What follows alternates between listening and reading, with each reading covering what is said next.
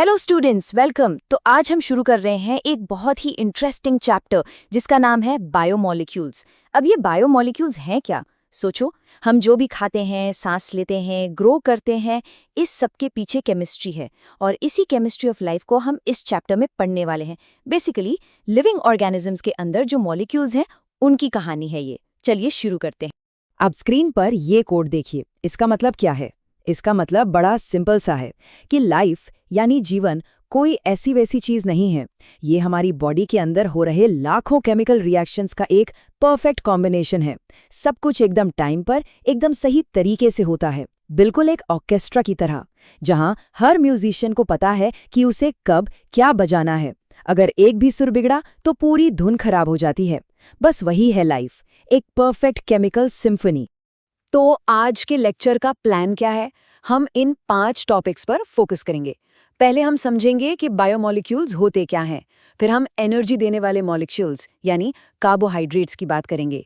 उसके बाद हमारे हीरो ग्लूकोज की एंट्री होगी। फिर देखेंगे कि ये छोटे छोटे मॉलिक्यूल्स जुड़कर कैसे बड़े स्ट्रक्चर्स बनाते हैं। और आखिर में हम बात करेंगे प्रोटीन्स की, जो हमारी बॉडी के बिल्डिंग ब्लॉक्स हैं। तो आगे बढ़ते हैं। ओके, तो हमारा पहला सेक्शन है बायोमोलिक्यूल्स का इंट्रोडक्शन। अब सबसे पहले तो यही सवाल उठता है कि व्हाट आर बायोमोलिक्यूल्स? तो ध्यान से सुनिए, ये complex non living organic molecules हैं। हाँ, आपने सही सुना, नॉन लिविंग। जैसे कि कार्बोहाइड्रेट्स, प्रोटीन्स, फैट्स, ये सब नॉन लिविंग हैं। लेकिन जब ये सारे नॉन लिविंग मॉलिक्यूल्स एक साथ एक सिस्टमैटिक तरीके से आते हैं, तब वो लाइफ बनाते हैं। अजीब है ना? पर यही है द केमिस्ट्री ऑफ लाइफ। तो जो लिविंग सिस्टम्स हैं, जैसे कि हम या पेड़ पौधे, इनके मेनली 4 कंपोनेंट्स होते हैं। स्क्रीन पे देखिए, कार्बोहाइड्रेट्स, प्रोटीन्स, न्यूक्लिक एसिड्स और लिपिड्स। रोटी चावल में कार्ब्स, दाल अंडे में प्रोटीन, तेल घी में लिपिड्स, ये सब हम खाते हैं और इन्हीं सब का आपस में interaction he molecular logic of life कहलाता है। आज के लेक्चर में हम मेनली कार्बोहाइड्रेट्स और प्रोटीन्स पर फोकस करने वाले हैं। चलिए अब आते हैं हमारे दूसरे सेक्शन पर, कार्बोहाइड्रेट्स। जैसा कि नाम से ही लग रहा है, द एनर्जी गिवर्स।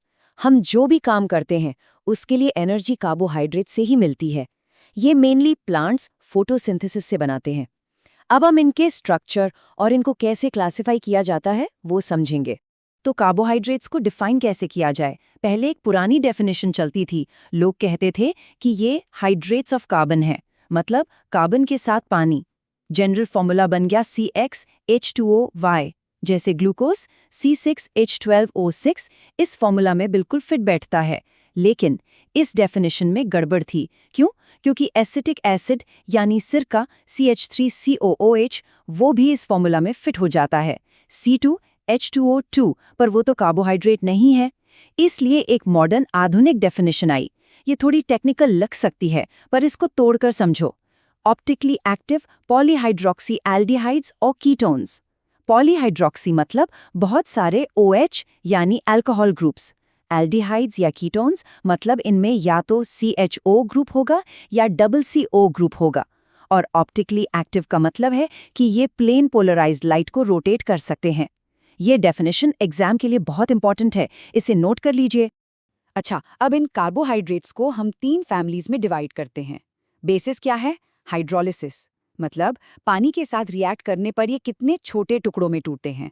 सबसे पहले हैं मोनोसैकेराइड्स। ये सबसे सिंपल यूनिट है, एक सिंगल ब्लॉक, जैसे ग्लूकोज। इसको आप और नहीं तोड़ सकते।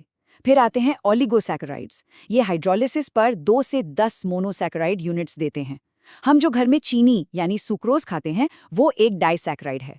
और आखिर में आते हैं पॉलीसैकेराइड्स। पॉली मतलब बहुत सारे।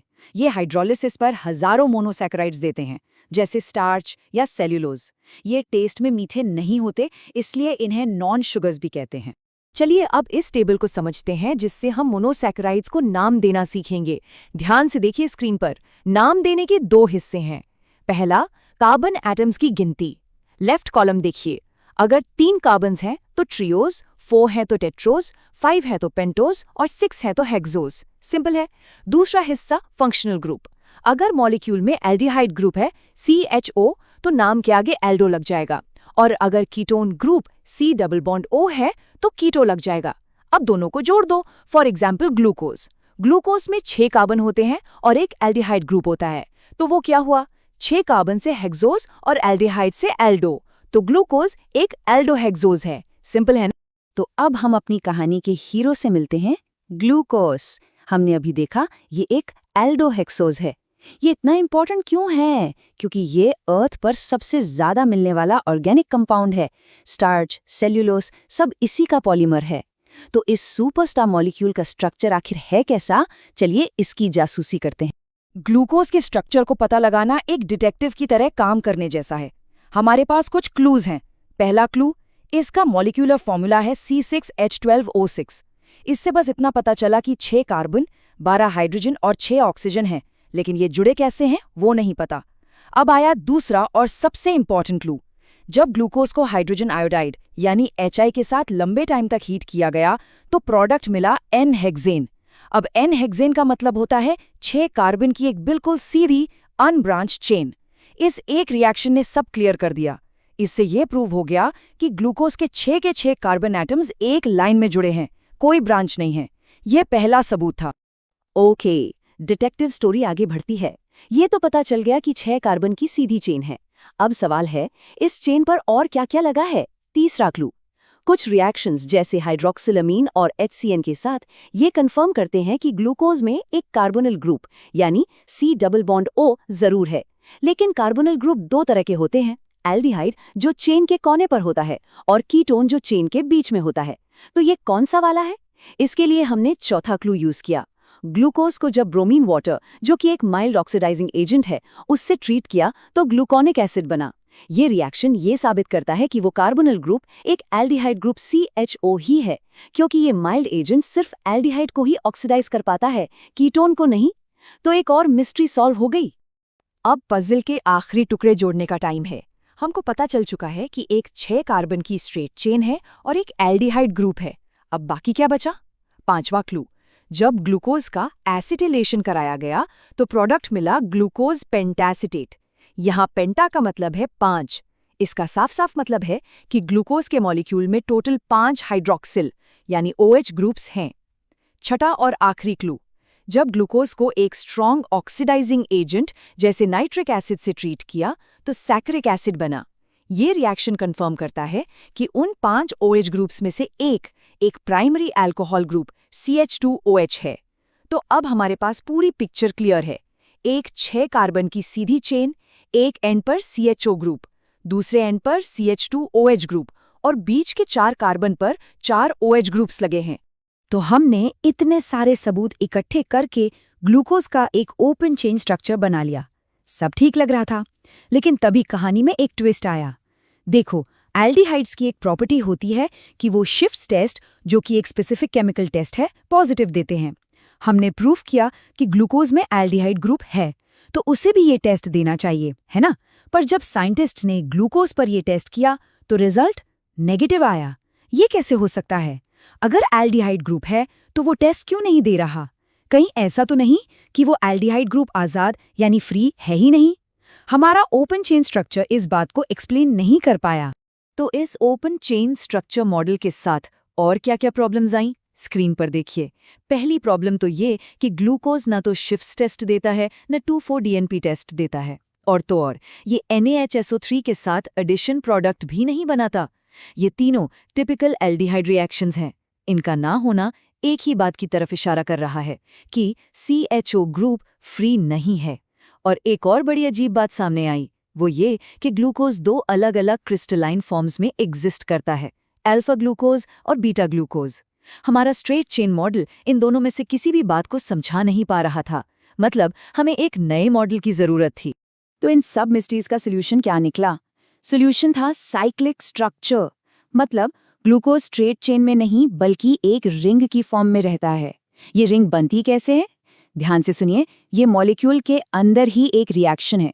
जो 5वें कार्बन C5 का OH ग्रुप है, वो घूमकर पहले कार्बन C1 के एल्डिहाइड ग्रुप पर अटैक करता है।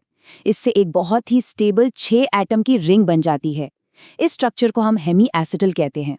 और जैसे ही ये रिंग बनती है, वो जो फ्री एल्डिहाइड ग्रुप था वो अब फ्री नहीं रहता, वो रिंग का हिस्सा बन जाता है और इसीलिए वो सब एल्डिहाइड वाले टेस्ट्स नेगेटिव आते हैं।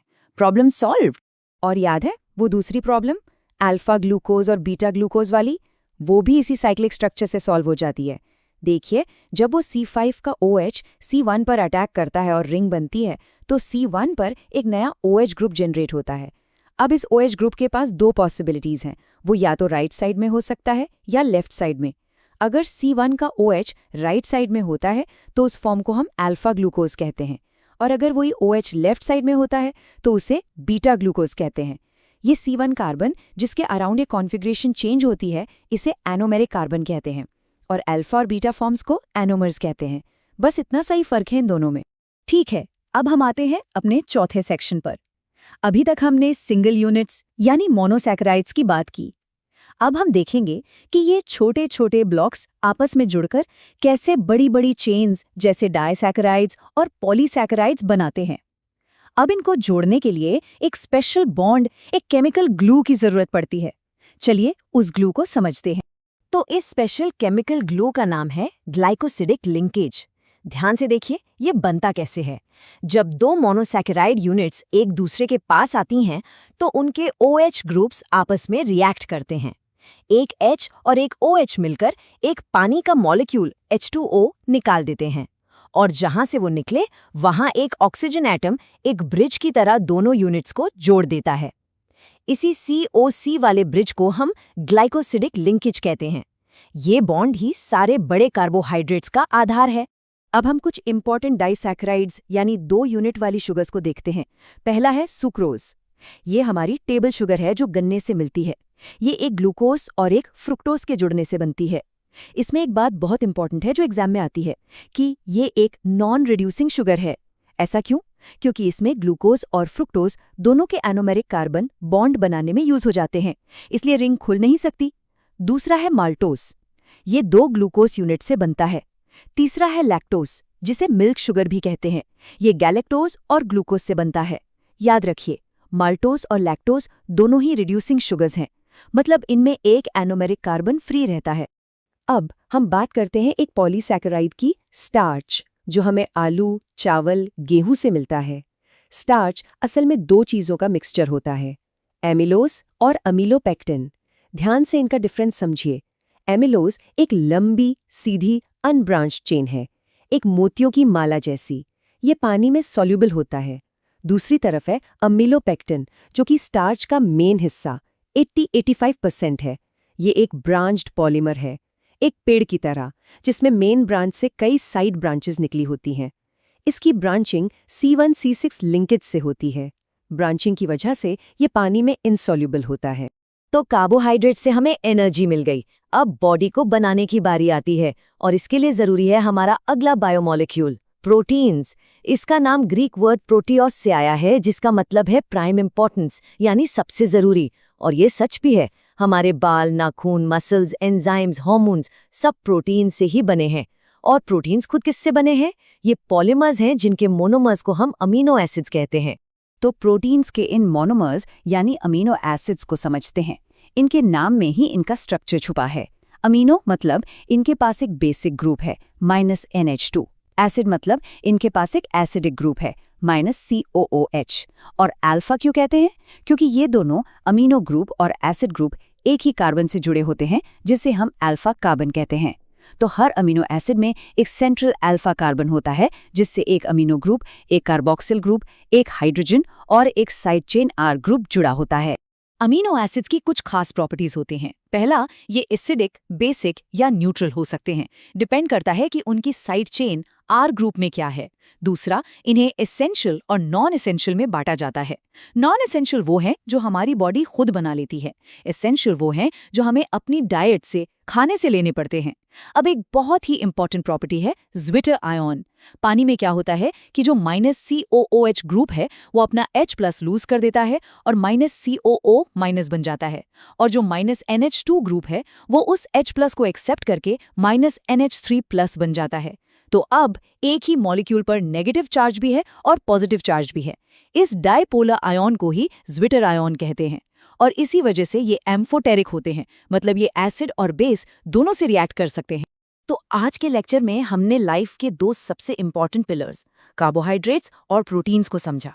हमने देखा कि कैसे ग्लूकोज जैसी सिंपल यूनिट से इतना बड़ा स्टार्च बन जाता है और कैसे अमीनो एसिड्स जुड़कर प्रोटीन्स बनाते हैं। लेकिन सोचिए, हमारी बॉडी को कैसे पता चलता है कि कौन सा प्रोटीन बनाना है, कब बनाना है? हमारी आंखों का रंग, बालों का टेक्सचर, ये सारी इन्फॉर्मेशन कहाँ लिखी हुई है? ये इन्फॉर्मेशन भी एक बहुत बड़े बायोमोलिक्यूल में स्टोर होती है, जो इन्हीं की तरह सिंपल बिल्डिंग ब्लॉक से बना है। उसके बारे में सोचिए, हम उसकी बात अगले लेक्चर में करेंगे।